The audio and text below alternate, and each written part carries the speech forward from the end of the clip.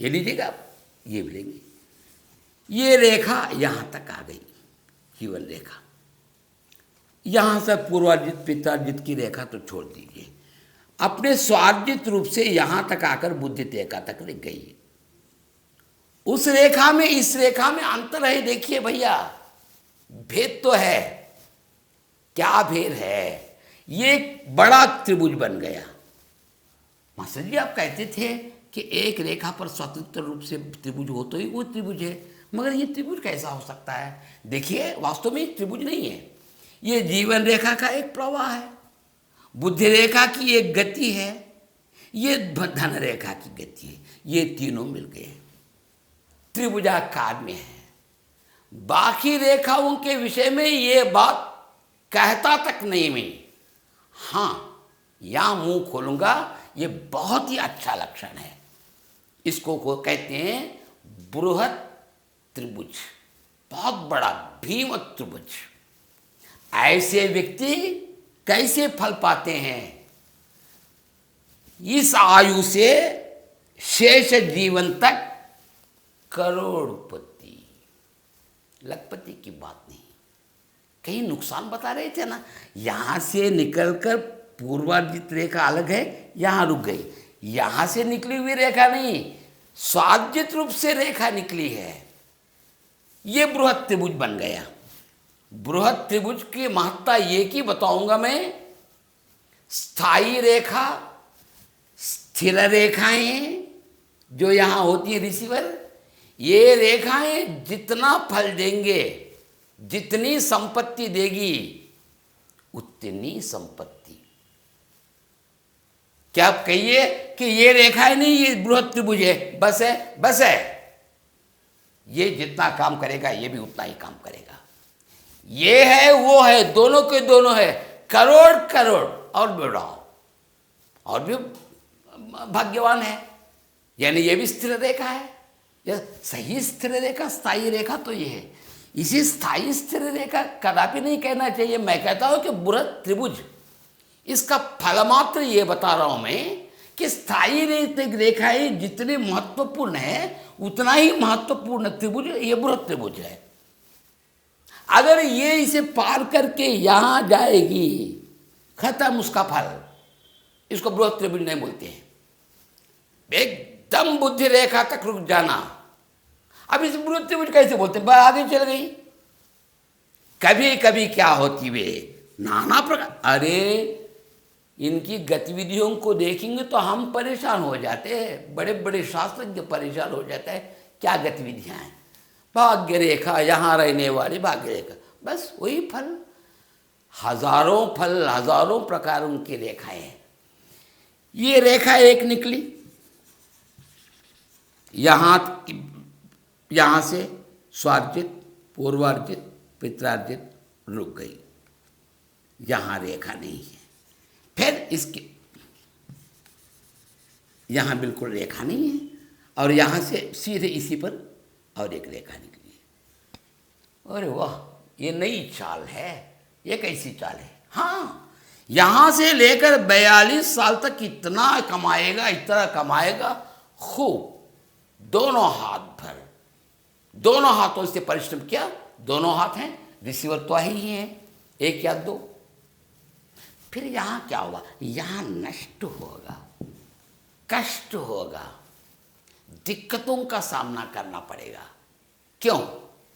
माता पिता बीमार होने के कारण, या नहीं?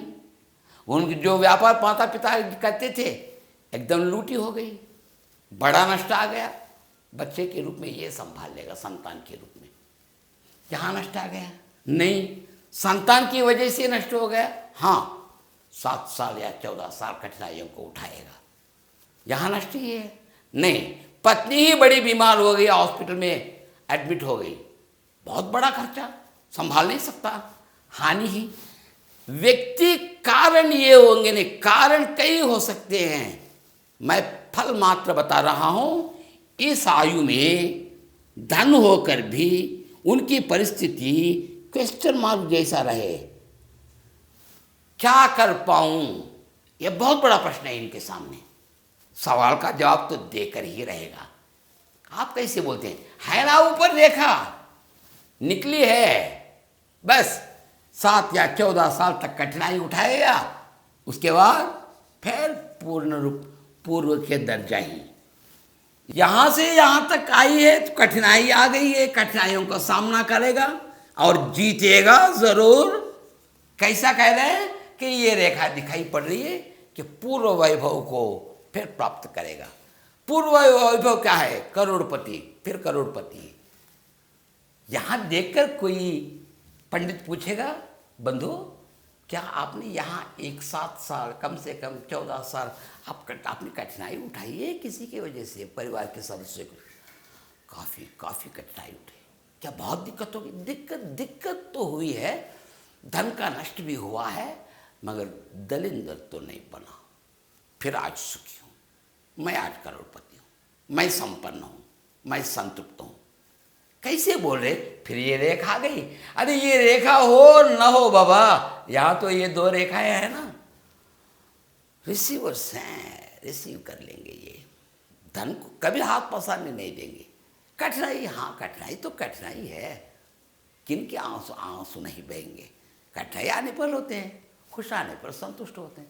दोनों को समान देखने वाले लोग कितने हैं? बहुत कम, गणना कर सकते हैं अंगुलियों पर। ऐसी स्थिति रहेगी। यहाँ रेखा ही समझे कि फिर पूर्व वैभव को वो प्राप्त करेगा। ठीक है, यहाँ छोड़ दीजिए आप। ये रेखा निकली स्वार्जित रेखा के रूप में, पूर्वार्जित रेखा के रूप में, किसी के रेखा में यहां से एक रेखा निकलकर सूर्य स्थान चली। ठीक है रवा, अच्छी नौकरी करेंगे। जिस नौकरी को वे करेंगे उसमें पदोन्नतियां होंगी, प्रमोशंस होंगे, बहुत कमाएंगे, धन की इतोधिक वृद्धि। बुढ़ापे में नहीं, जीवन की रेखा के पूरे के बारे में बता रहा हूं। कंटक रेखा है बुढ़ापे में होने के कारण वहां बताए, मगर इस रेखा के बारे में कहीं भी पदोन्नति मिल सकती है। बहुत बड़ी पदवी पर रहेंगे, पदवी का गौरव रखेगा, पदवी के द्वारा बहुत कमाएगा और धन को इतोधिक कर देगा। स्वागत है। नहीं भाई, यहां से एक रेखा निकली है, इधर गई है, धन बहुत है, बैंक में है। बैंक क्या सुख दे सकता है? बैंक एक व्यापार भी खोलो। पत्नी तो यूं ही निठल्ली बैठी है, क्या उसके नाम पर एक व्यापार कर दूं? एक साड़ी घर की दुकान खोल दूं, या कोई ना कोई रेशन दुकान खोल दूं? कोई ना कोई नए विचार में आएंगे। पत्नी के नाम पर, भाई के नाम पर, बहनोई के नाम पर, किसी न किसी के ना एक के नाम पर एक व्यापार भी खोलेगा, या स्वयं खोलेगा, किसी व्यक्ति को अपॉइंट करेगा, नियुक्त करेंगे वे। यानी धन को इतोधिक करने के लिए इधर एक धन, इधर से भी धन, नौकरी भी अच्छी है, इधर से भी धन। नहीं भाई, ये रेखा नहीं है। हाँ, व्यापार से खूब चमकेंगे। ये भी है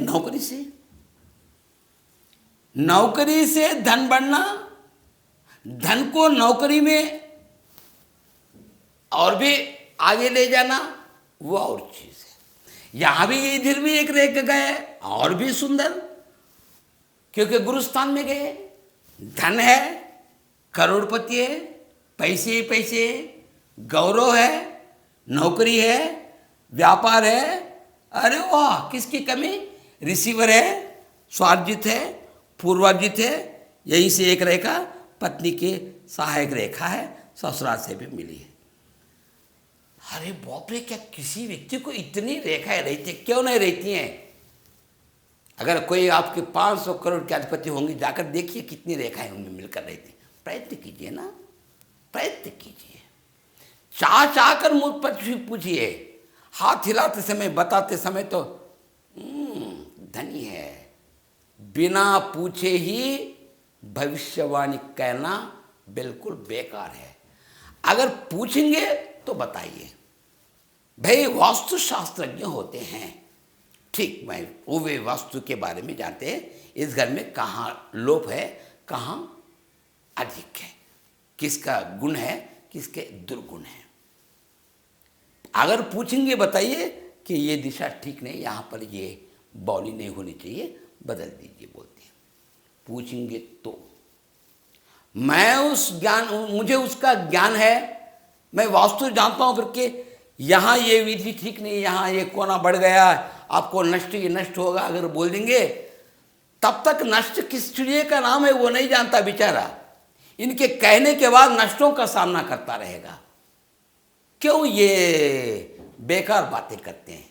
पूछना अलग है, पूछने के बाद बताना अलग है, बिना पूछे बताना अलग है। बिना पूछे बताना उतना बड़ा दोष उतना नहीं है, वो आपका दोष ही नहीं, शास्त्र दोष भी है। शास्त्र की आपत्ति मत लाइएगा, शास्त्र का अपमान मत कीजिएगा, शास्त्र को दोष देने का प्रयत्न मत कीजिएगा कृपया। ठीक है।